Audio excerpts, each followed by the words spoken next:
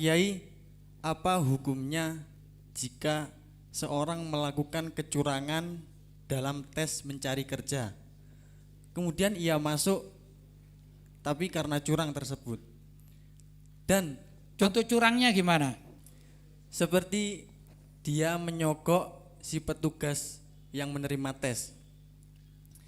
Dan apa hukumnya gaji orang tersebut?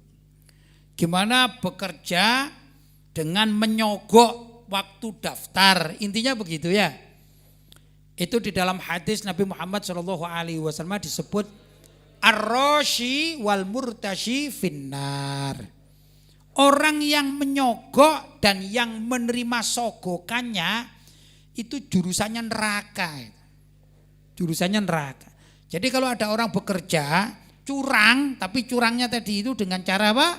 Menyogok misalnya, maka dia ini telah berdosa dan ini orang yang termasuk apa? Calon penduduk neraka. Ya enggak? Gimana dengan pegawai yang menerima? Misalnya kan ada bos paling atas itu ya. Kemudian pegawai bawahnya.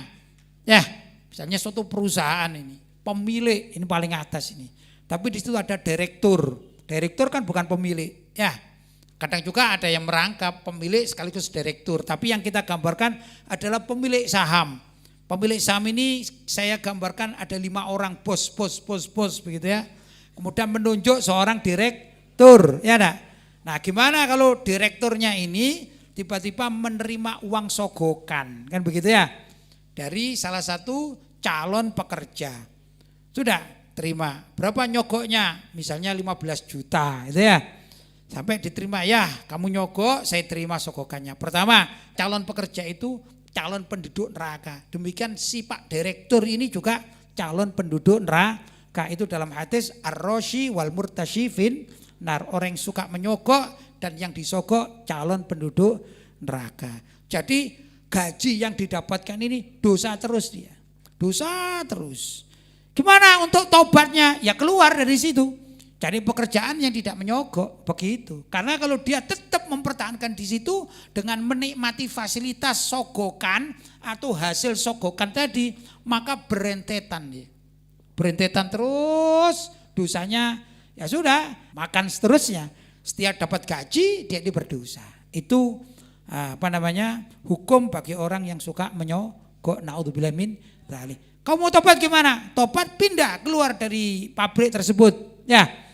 Bekerja dengan yang baik, bahkan bekerja yang ala kadarnya. Misalnya jualan bakso dengan rombong misalnya, tidak masalah. Yang penting itu halal. Itu jauh lebih baik daripada mendapatkan gaji yang besar hasil dari sogokan tadi. Ya enggak?